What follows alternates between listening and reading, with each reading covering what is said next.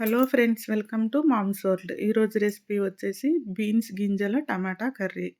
చాలా easy recipe, చాలా రుచిగా ఉంటుంది, సింపుల్గా అయిపోతుంది కర్రీ. ఈ రెసిపీ ఎలా ప్రిపేర్ చేసుకోవాలో ఇప్పుడు నేను చేసి చూపిస్తాను. ముందుగా బీన్స్ గింజలు తీసుకొని శుభ్రంగా కడుక్కోవాలి. ఇవి కడిగేసి పక్కన పెట్టేసుకోవాలి.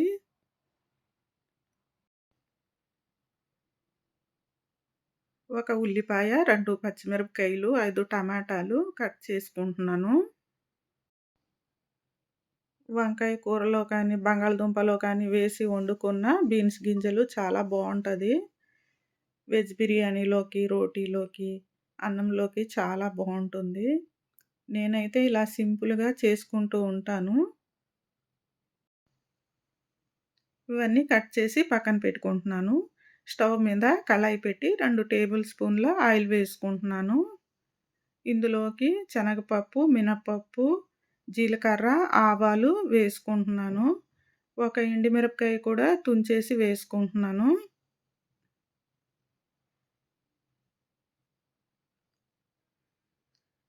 మూడు లవంగాలు, చిన్న ముక్క దాల్చిన చెక్క, 2 బిర్యానీ ఆకులు, 2 యాలుక్కాయలు వేసుకుంటున్నాను. కరివేపాకు కూడా వేసి వేపుకోవాలి. ఉల్లిపాయలు, పచ్చిమిరపకాయలు కూడా వేసి వేపుకోవాలి.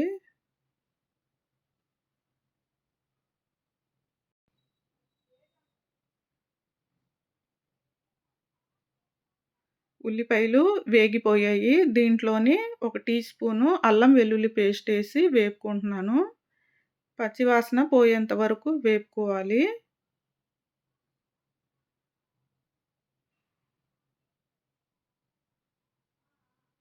ఇందులోకి ఒక అర టీ స్పూన్ పసుపు వేసుకుంటున్నాను.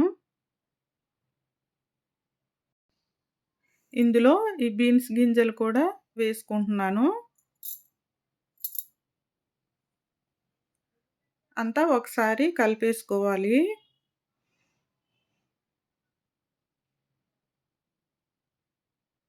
ఒక టీ స్పూన్ కారం వేసుకుంటున్నాను. కారం వేసాక ఒక నిమిషం ఫ్రై చేసుకోవాలి. కట్ చేసిన టమాటా ముక్కలు కూడా వేసుకుంటున్నాను. వేసి అంతా ఒకసారి కలిపేసుకోవాలి. సరిపడా ఉప్పు వేసుకుంటున్నాను. కర్రీస్‌లోకి రాళ్ళు ఉప్పు అయితే చాలా టేస్టీగా ఉంటుంది కర్రీసు. సాల్ట్ కన్నా ఇది వేసుకుంటే బావుంటది. ఇదంతా ఒకసారి కలిపేసుకొని మూత పెట్టుకోవాలి. స్టవ్ మీడియం ఫ్లేమ్ పెట్టుకొని కూర ఉడికించుకోవాలి.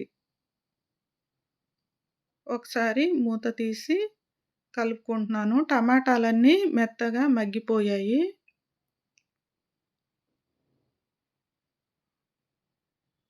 ఇందులోకి ఒక టీ గ్లాస్ అంతా నీళ్ళు వేసుకుంటున్నాను. ఒకసారి బాగా కలిపేసుకొని మూత పెట్టుకోవాలి. మధ్యలోని ఒకసారి తీసి కలుపుకోవచ్చు. అడుగంటకుండా ఉంటుంది. ఇప్పుడు మూత తీసి కలిపి ఒకసారి గింజలు ఉడికాయో లేదో చెక్ చేసుకుంటున్నాను.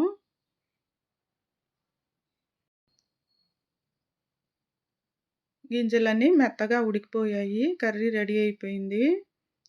ఇప్పుడు ఇందులోకి ఒక టీ స్పూన్ ధనియాల పొడి, ఒక పావు టీ స్పూను గరం మసాలా వేసుకుంటున్నాను. చెక్కాలు, లవంగాలు వేసాం కదా, ఘాటు ఉంటుంది కాబట్టి గరం మసాలా తక్కువగా వేసుకున్నాను. ఇందులోకి కొత్తిమీర కూడా తరిగి వేసుకుంటున్నాను.